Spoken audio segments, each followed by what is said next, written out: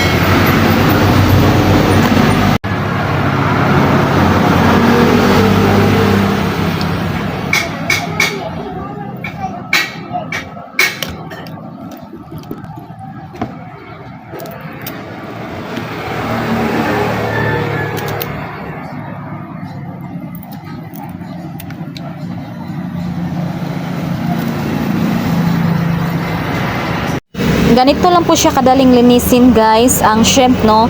So hanggang dito na lang ang ating video for today, at huwag kalimutang mag-subscribe, mag-like and share, and don't forget to click the notification bell para isa ka sa ma-notify kapag may bago akong video na i-upload dito sa aking channel para palagi kang updated ba. Bye bye, thank you for watching.